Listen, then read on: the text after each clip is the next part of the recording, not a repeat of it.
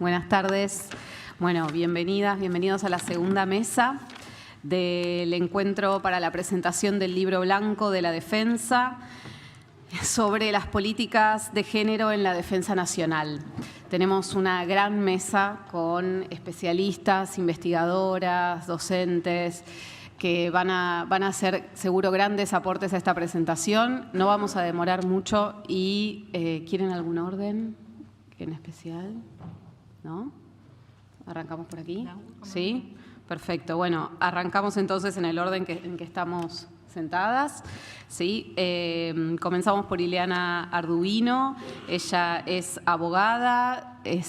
pertenece al INESIP, coordina el programa de Feminismos y Justicia Penal.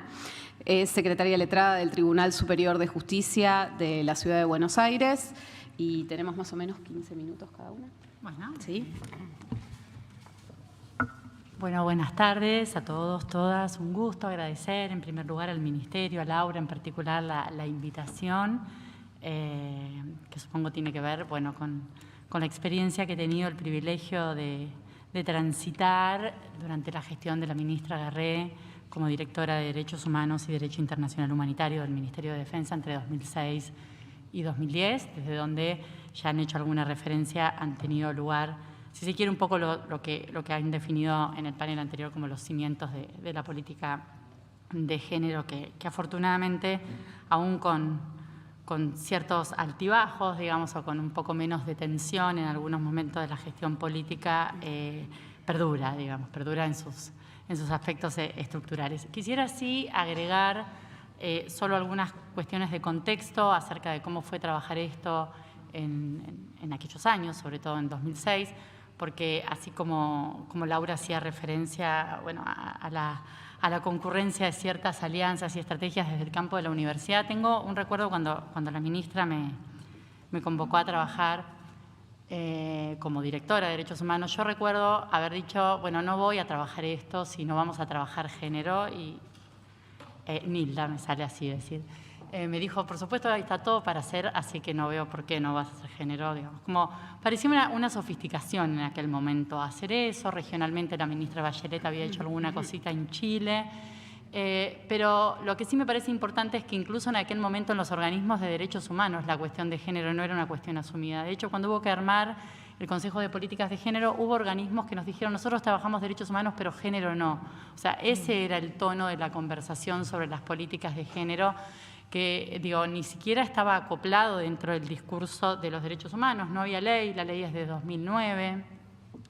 En el contexto regional los instrumentos eran bastante incipientes y apenas los primeros pronunciamientos, por lo cual era de una osadía que después no fue patrimonio exclusivo de la política de género, es decir, la gestión entera en aquel momento. Pero me parece importante porque a veces cuesta dimensionar o poner como en adecuada dimensión la audacia que significaba en ese momento hacerlo, no en términos personales, sino en términos de lo que mismo que fue señalado acá antes, ¿no? De una gestión que tenía por delante una cantidad de objetivos sumamente trascendentales, y me consta ocurre en otros ámbitos del Estado, podría haber sacrificado la política de género porque era una sofisticación de alguna manera, ¿no? Y por el contrario, creo que fruto de una comprensión política profunda acerca de la importancia de la redistribución de los derechos en todo momento y en toda circunstancia, me parece que una de las posibilidades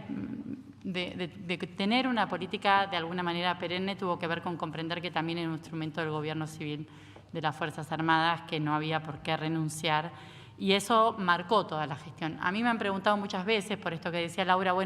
¿cómo es que pudieron? Y yo he sostenido, hemos podido porque la conducción política comprendió que no era una política accesoria, que no era un adorno de la gestión, sino que era una herramienta sumamente importante para construir una política democrática dentro de las Fuerzas Armadas. El otro factor que yo creo que es importante, además de que quisiera subrayar en términos de la comprensión por parte de quien conducía la política pública acerca de la centralidad de esto, porque también hay muchas veces,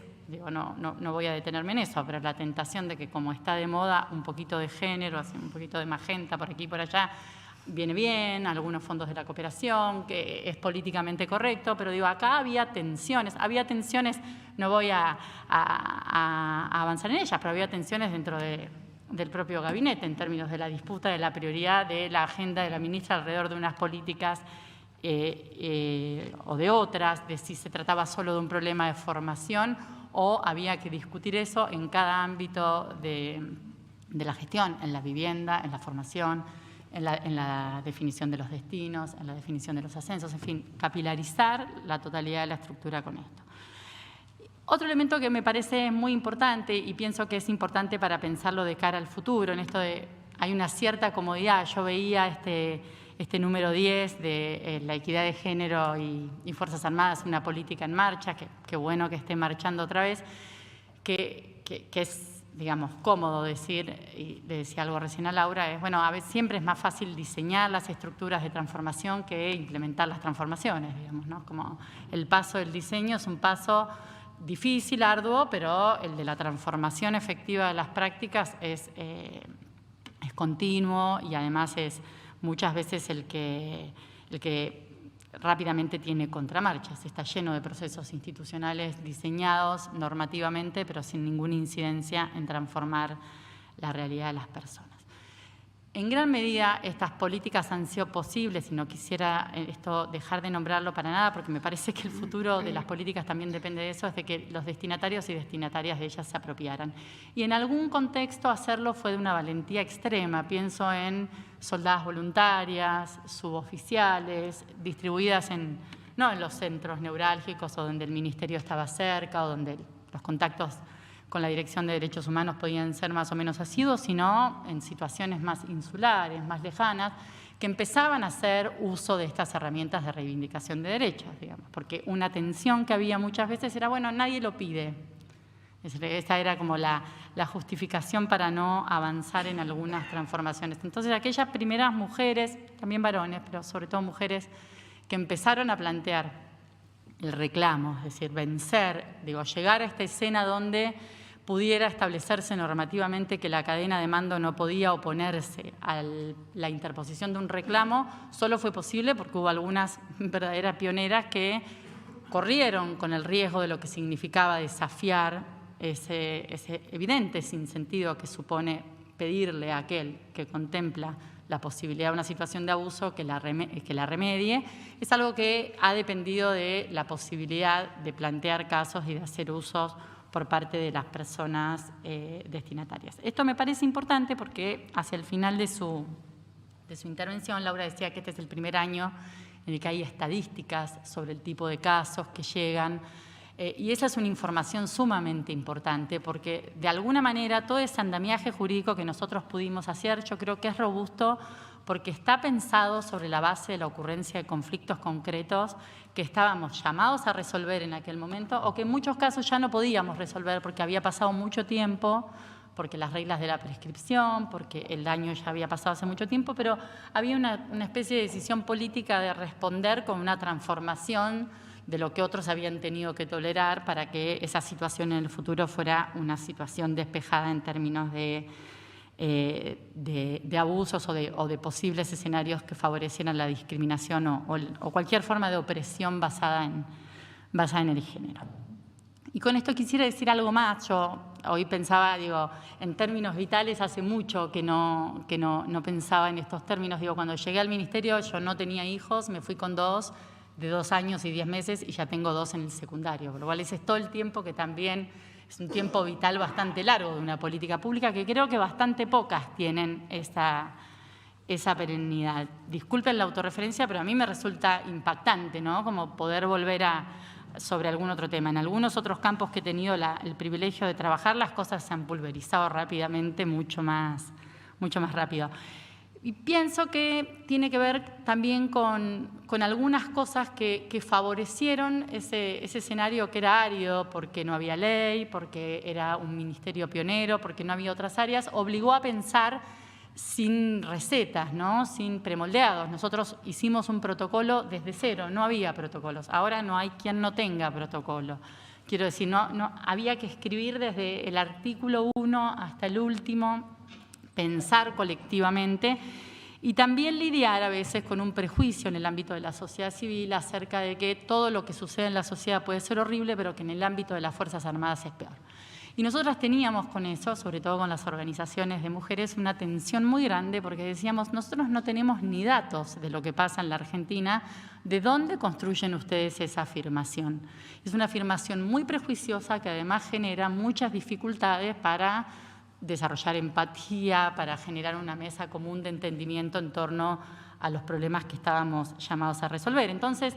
de alguna manera, por ejemplo, un abordaje que privilegió la atención sanitaria del problema de la violencia fue una ventaja comparada con lo que sucede en otros ámbitos, donde todo se agota en la intervención judicial, que está muy centrada en la sanción del conflicto, pero no en la atención de las circunstancias que favorecen la violencia, entre otras cosas porque